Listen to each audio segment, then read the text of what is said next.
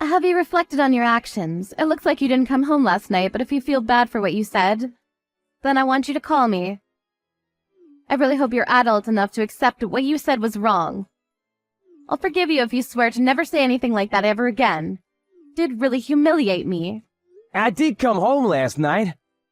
It was early in the morning, so I was considerate enough to not wake you up. I slept on the couch for an hour or two. What? You got inside? How? I thought I locked the door with the chain lock. Sorry I ruined your plans to spite me. I got in through the back door, how else? I forgot about that. But why would you come back and leave for work again without saying anything? Do you really not feel bad for saying what you did? You should be reflecting on your actions, not finding ways to avoid apologizing to me. I should be reflecting on my actions? Well, you're right. In some ways, it was wrong of me to be so critical of the dinners you make for me. I shouldn't complain, since it's better than not getting anything at all, and I do feel bad. But you have to meet me halfway here. You can't honestly think that I'm completely in the wrong, Natalie. Why should I? You're in the wrong. I've asked you so many times to stop doing that with the food, but you still do it. I had enough, so I complained, so sue me. You just want to complain about my cooking skills. Your cooking skills were fine until recently. I had nothing to complain about up until now. But one day, all of a sudden, you started putting blue cheese in everything. Every single dinner for the past few weeks has contained it in solid or dressing form. You can't seriously believe that I wouldn't complain about that, would you? It's not normal. Do you really think everything tastes good with blue cheese in it? If you don't like it, then don't eat it. Blue cheese is good for your health. It has high calcium content. That means that it's good for your bones. Don't complain when I'm only thinking about making a balanced diet for you. And you're just over-exaggerating. Of course I wouldn't put blue cheese and stuff if I didn't think it would taste good. The stew I made the other night tasted fine. That's a poor excuse. You were eating around the crumbs. You clearly didn't want to eat it either. If it's so healthy, then you should be able to eat it with stew. And FYI, it's not balanced if it's in every meal. But because I made one complaint, you had to blow up, kick me out, and lock the door on me. Don't you think you overreacted yourself? I couldn't stand looking at your face anymore. What do you expect? I was hurt because you insulted me. Sometimes I need to have time to myself too, you know. And after being so critical, you should have been a bit more understanding of that. So what? You didn't have to lock me out. If I didn't have my wallet, I wouldn't have been able to find a place to sleep. I would have happily spent the night on the couch if you had just told me you needed space. And I was only being honest about dinner because I've asked you to stop too many times. And I'm telling you, your brutal honesty is why I was so hurt. You're always complaining about my cooking. Go on and on about how this is wrong and that's no good, blah, blah, blah, blah, blah. If you hate eating the food I prepare for you that much, then why don't you leave and never come back? I don't have any complaints about your cooking. I love the food you make. Or the food you were making until you became so fond of blue cheese. I've told you over and over that I've had enough of it, but you still keep adding it to our dinners in some way. Do you remember when you put blue cheese on the curry you made a while ago? I told you I didn't like blue cheese. I don't think a lot of people do, so I thought you would understand. But you just keep putting it on our food. Then I guess that means that we don't have the same taste in food. Fine. You don't have to eat anything I make anymore. I won't force you to like what I like. Make your own dinner. Why do you have to be like that? Is it so hard to not add blue cheese to the meals you make? It's not like you really like it either. What did I do to deserve this? Did I piss you off? I don't understand why you keep on doing it. So I can only assume that you're doing it on purpose, and I thought you were being cute at first, but it's happened so much it's not funny anymore. Is that so? Because I kicked you out of the house? That's part of it, but I have other reasons too. Well, I might have overdone it if I put the chain lock on the door, but to be honest, I was so annoyed that I forgot I even locked it and went to bed. It's your fault that I couldn't even enjoy my evening bath. I only just realized that I hadn't unlocked it when you said you slept on the couch. But you're an adult. It's not like you'd die if you spent one night on the streets, right? And you had your wallet, so you were able to spend the night somewhere. Isn't that good enough? If you complain about my cooking one more time, you'll have an even bigger problem to think about. Do you understand? I think you're the one that has a bigger problem to think about right now. You left your phone in the living room last night. Really? So what if I did?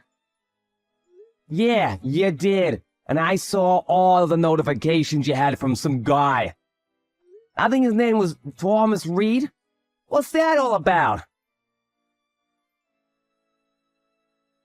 What? Did you look at my phone? I can't believe you. You invaded my privacy. Your phone kept on going off. What was I supposed to do?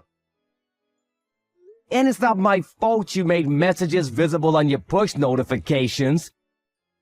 Why was he saying that it was a shame that he didn't get to see you yesterday? Who is this guy? You seen him? Are you cheating on me? Why does it matter who he is? It's none of your business. Don't give me that crap. It affects me, and you're my wife, so of course it's my business. Tell me the truth. You're serving me blue cheese for every meal. You locked me out of my own house. And you're cheating on me? But I'm the bad guy for asking you not to put blue cheese on my food? I suspected that you were having an affair, but I thought I was being paranoid and decided not to do anything. I wanted to trust you, but now I know about him. I can only think that you were giving me blue cheese because you wanted to annoy me. Did you think that I would divorce you and that you'd be able to live happily ever after with your lover? Shut up. He's an important person to me. Don't talk about him like that. What? Are you being serious? When we got married, I thought that I was that important person. But I guess wedding vows mean nothing to you. Yeah, he's important to me. In comparison, you mean nothing. Since when have you been dating? How long have you been cheating on me? Since way before. He's my childhood friend. He knows me more than you do, and he's a lot more fun to spend time with. All you do is complain about my food, and I can't be with you anymore. He understands me, and I understand him.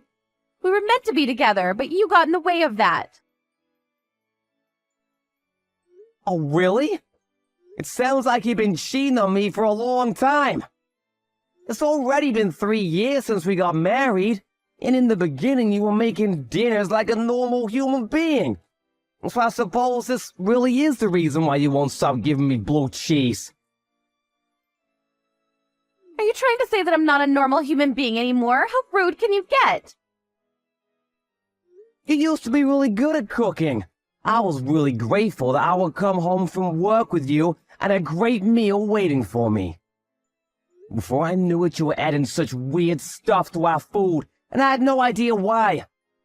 I wondered if you were experimenting, but now I know that it was just because you were purposefully trying to pick a fight. No, that wasn't my intention, but if it bothers you that much, you're free to leave. I'm not going to stop you. I don't plan on changing the way I cook either. I'm going to make what I like. If you want to live together, you'll just have to bear it. You're my husband. That's what you're supposed to do. If you can't do that, then there's no point being together. See? You're obviously trying to get rid of me. I've never heard of a husband that has to endure the torture of eating blue cheese at every meal to be with his wife. And by the way, if I'm leaving, then you'll have to leave as well. What are you talking about? This house isn't my name. It belongs to me. I don't have to go anywhere. Why should I leave the house I've lived in ever since I was single? The only reason you have a roof over your head is because I let you live with me when we got married. Yeah, that may be true, but I'm the only one that's been paying the rent since we got married. If you want me out, I'll happily leave. But will you be able to pay it by yourself? I think you'll have to find a job pronto if you want to keep living here. You're the one that said you didn't want to work after getting married, so you've only got yourself to blame for your lack of funds. I'll be fine. I'm going to ask for permanent alimony. What? You're kidding? You don't actually think that the court will let you take anything from me, do you? We're going to divorce because you're complaining about my cooking, so of course I'll get something. I won't be able to get a job straight away. And I don't plan on remarrying just yet. Do you seriously think that you deserve financial support from the man you've been cheating on? And you're the one that's been telling me to leave. So, from the court's point of view, you'll be the one that owes me money. I'm shocked that you think that you have the right to ask anything of me after everything you've done. My relationship with Thomas doesn't have anything to do with you, so of course it won't have anything to do with our divorce. Even if it did, you don't have any proof that I've been cheating on you, so there's no way for you to argue that it's caused our marriage to break down. There's nothing you can do, so you might as well just give in and pay up.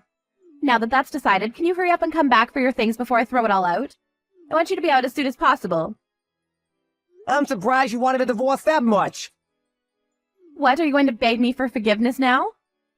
No, I really did love you and wanted us to be together for the rest of our lives. But I guess that was just me. I'm just trying to accept the reality that you would cheat on me. Did you really want me to leave that much? So much that you pushed me away with blue cheese? That's what I've been trying to say. He's important to me. You're not, Calvin. That's why I don't want to be with you anymore. It's a shame if you can't understand it, but either way you'll have to accept it and leave. When we first got married and we're still in our honeymoon phase, I thought that maybe you were the most important person to me. But after all of your complaining, I've had enough. Fine. I suppose there's no point arguing that I was only complaining because you started bringing out strange combinations for dinner. Are you sure you want this? For us to split up?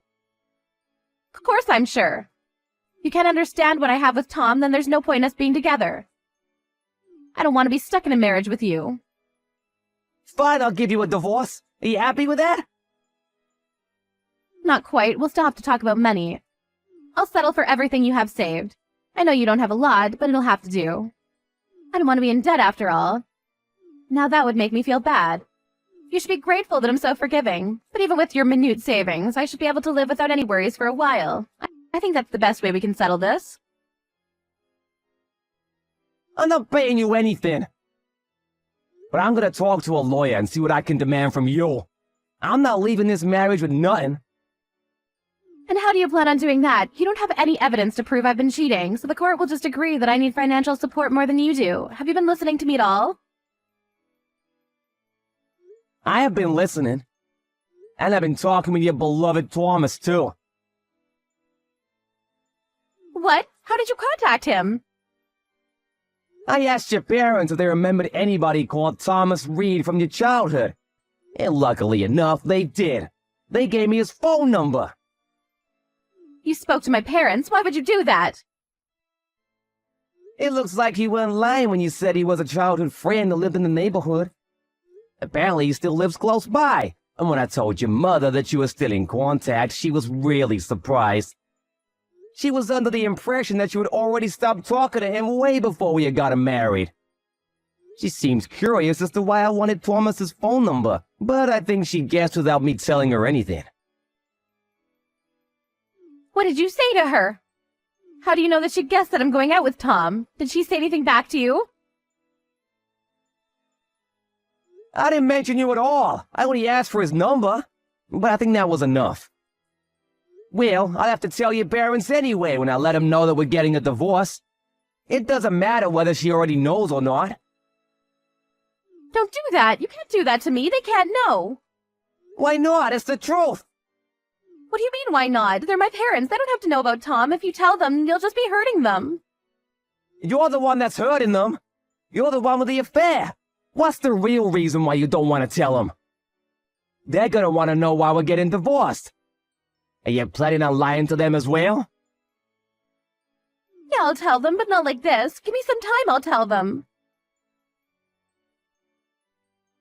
You just don't want to tell them because Thomas lives next door to your parents, with his wife and elderly parents. My mom told you all that?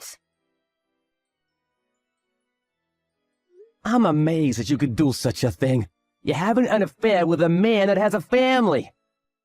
And you don't even feel ashamed of it? Instead, you're trying to divert all blame from yourself and onto me. But you don't have any evidence. Why should I feel bad when there's no way for you to tell them? They'll just pass it off as you being spiteful.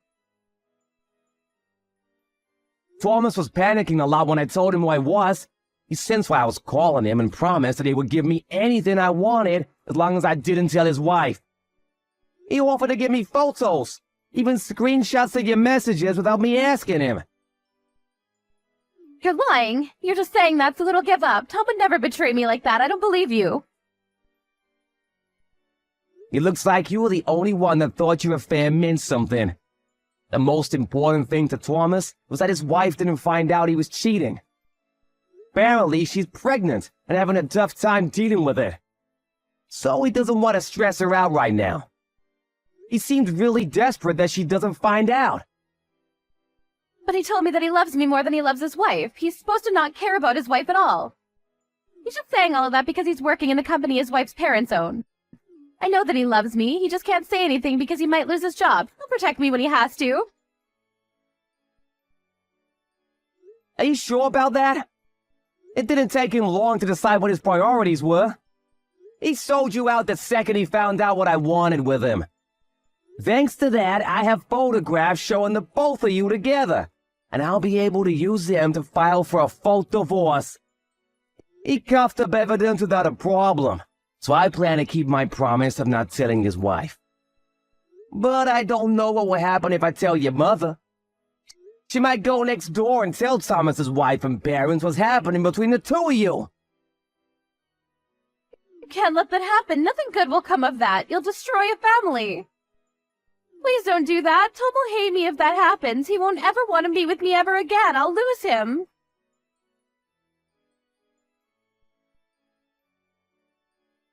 Tom this, Tom that. Even in this situation, you're still only thinking about yourself and him. You don't have a thought to spare for the man you married. You won't even own up to what you've done. You're the ones that are destroying the lives of those around you. If you're gonna act like that, then I have no choice. I'm gonna demand that you don't get any alimony. You can leave my stuff as it is. I'll collect it another day. I'm not coming back today.